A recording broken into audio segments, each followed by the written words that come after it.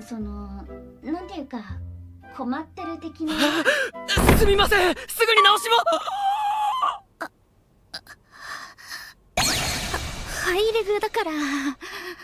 Alright guys, स्वागत है आपका इस वीडियो में। तो फाइनली मैं तुम सब लोगों की वाइफू वापस लेके आ चुका हूँ। यानी कि हम माय ड्रेस अप डार्लिंग के सेकंड सीजन को शुरू करने वाले हैं।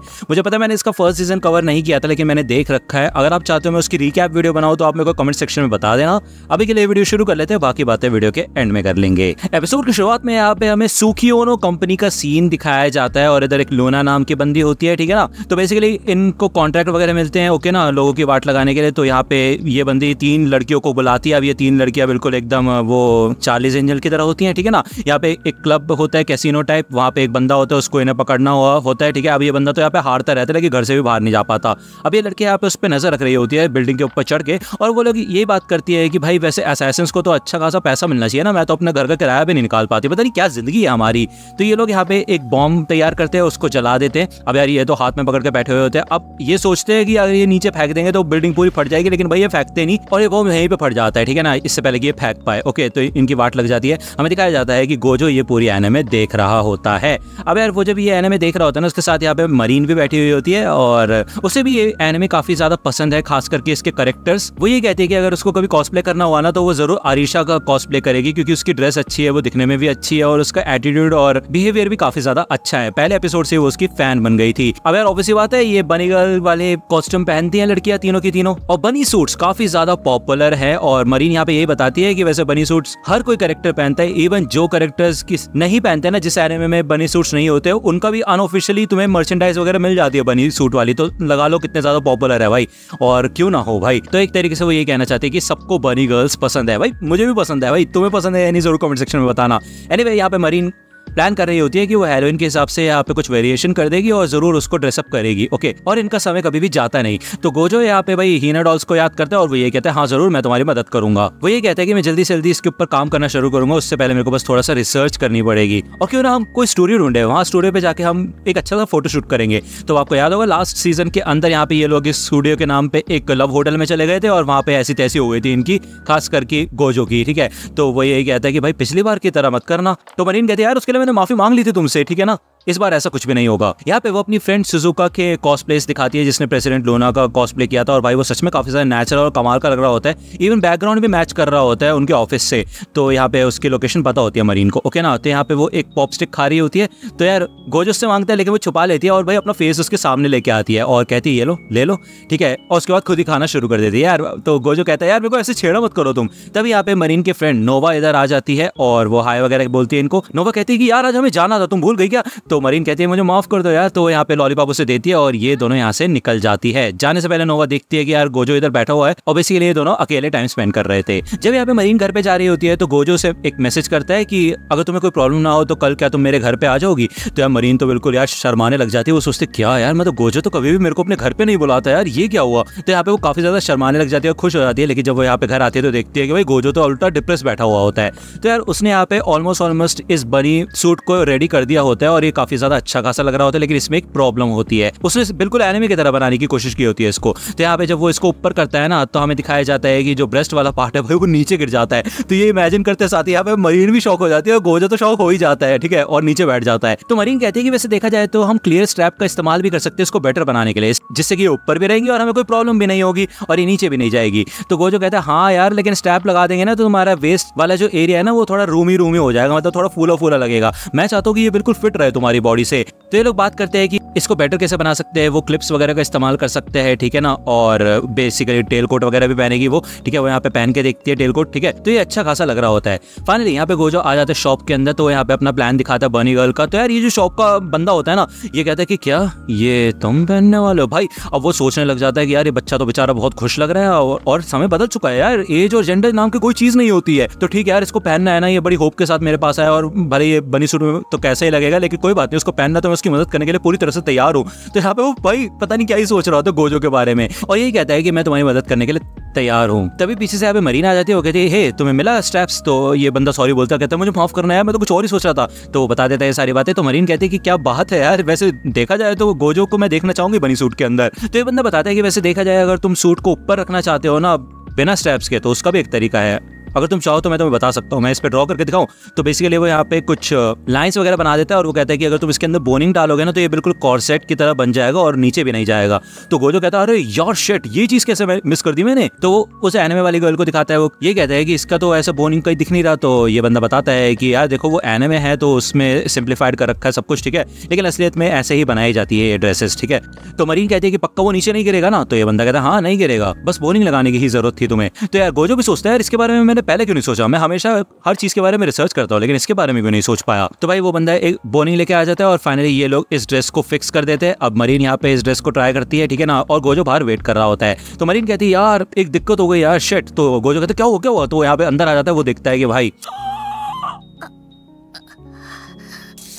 क्या बोलो भाई, मैं तुम्हें क्या बोलो भाई। तो मरीन यही कहती है कि यार ये बहुत ज़्यादा ही हाई कट है जिस वजह से मेरी पैंटीज दिख रही है। तो यार ये देख के तो गोजो के होश उड़ जाता है, वो भाई दरवाजा बंद करके बाहर आ जाता है। वो कहता है कि भाई यार मेरे को ये सब नहीं देखना, ठीक है ना।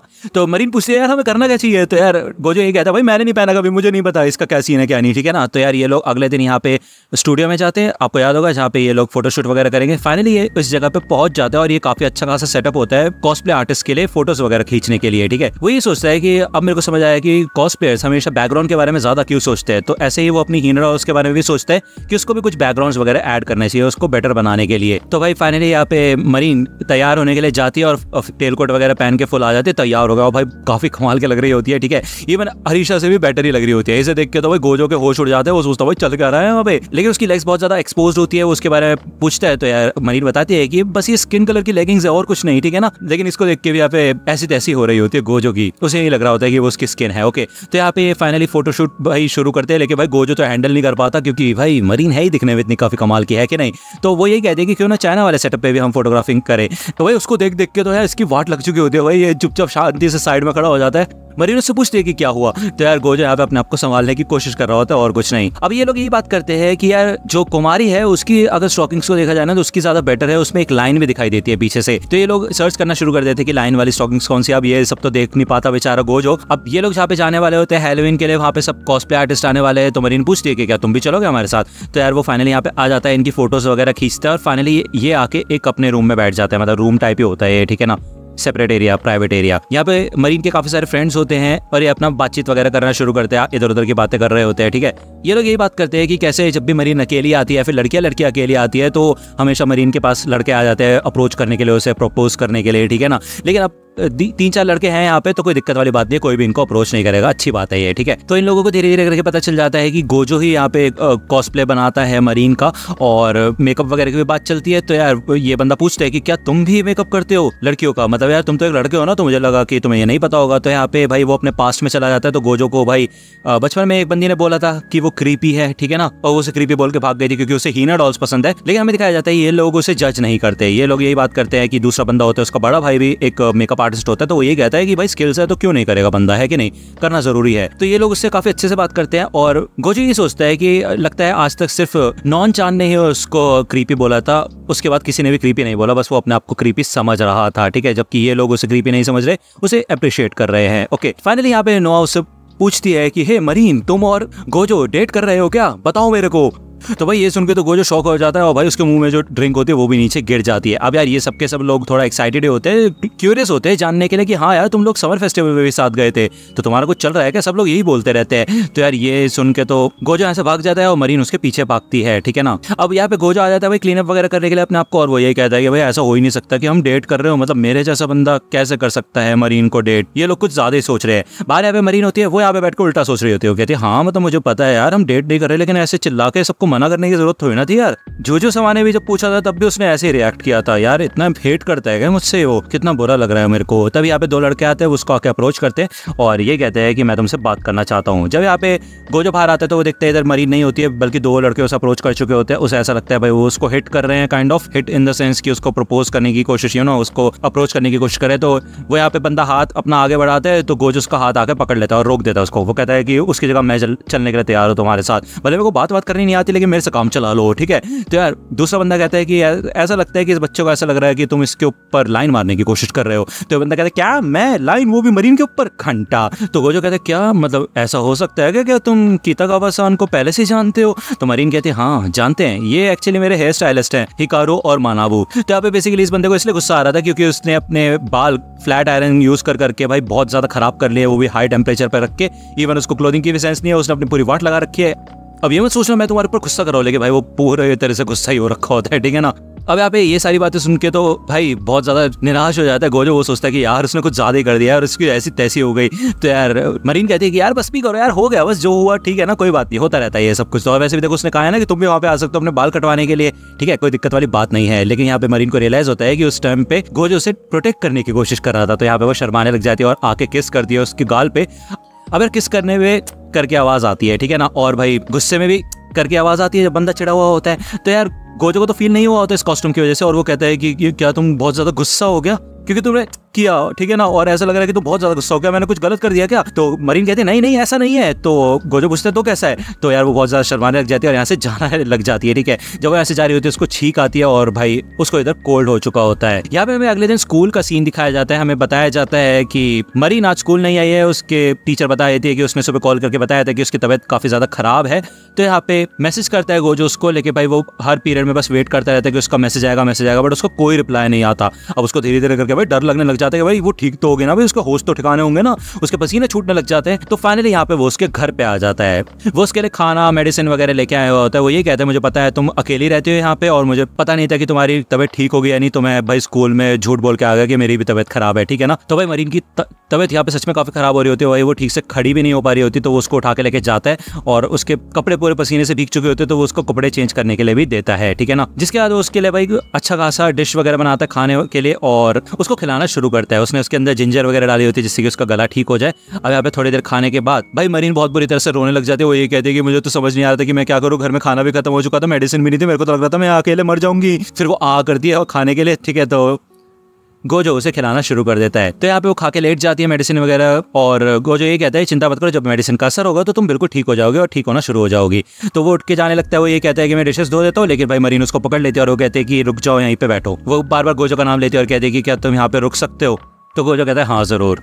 तो यार हमें दिखाया जाता है कि गोजो बेचारा रात भर रुकता है उसके साथ जिससे कि वो ठीक हो जाए। ओके, अगले सुबह का हमें यहाँ पे सीन दिखाया जाता है। मरीन का फीवर काफ़ी हद तक ठीक हो चुका होता है और भाई तभी उसकी फ्रेंड्स भी यहाँ पे उससे मिलने के लिए आ जाती है क्योंकि उसकी तबीयत काफ़ी ज़्यादा ख़राब है। अब यार ऑब्वियसली बात है, आपको पता होगा पहले से उसके फ्रेंड्स को शक था कि यार गोजो और ये दोनों रिलेशनशिप में, और अगर वो उसके घर पे देखेंगे उसे तो पक्का यकीन हो जाएगा। तो वो ये कहता है कि मैं बालकनी में छुप जाता हूँ जब तक तुम्हारे दोस्त चले नहीं जाते। तो वो यहाँ पे बालकनी में आके बैठता है। वो हायर फ्लोर पे रहती है जिस वजह से यहाँ पे काफ़ी ठंड होती है, तो ऐसा लगता है कि उसे कोल्ड हो जाएगा और हो ही जाता है। यहाँ पे हमें थोड़े समय बाद का सीन दिखाया जाता है, दोनों के ही कोल्ड ठीक हो जाते हैं और इधर मरीन ने सुजुका वाला एक कॉस्प्ले कर रखा होता है। ये लोग यहाँ पे एक्वेरियम में आए हुए होते हैं और यहाँ पे लोग अपने कॉस्प्ले पहन के आ सकते हैं, बेसिकली फोटोग्राफ्स भी ले सकते हैं एक्वेरियम में और घूम सकते हैं इधर उधर जाके, ठीक है ना। तो यहाँ पे मरीन भागती है, उसे ऑटर्स और पेंगुइन्स को देखना होता है, लेकिन वो यहाँ पे आकर रुक जाती है और सामने यहाँ पे सुबारू होती है कॉस्लव की, ठीक है। अब कॉस्लव एक गेम है जहाँ पे अलग अलग कैरेक्टर्स है जिनका हम रोल प्ले कर सकते हैं, यहाँ तक कि हम सेलिब्रिटीज को डेट भी कर सकते हैं अगर हम पकड़े ना जाए। तो अगर हमें पकड़े जाते हैं तो हमें फायर कर दिया जाता है बेसिकली। तो ये गेम का वो सीन है। तो उसी के कैरेक्टर का कॉस्प्ले इस बंदे ने कर रखा होता है। ओके, यहाँ पे ड्रेस वगैरह लेकिन उसकी थोड़ी खराब हो रखी होती है, उसको हुक वगैरह टूट के नीचे गिर गया होता है, तो वो ये ढूंढ रही होती है।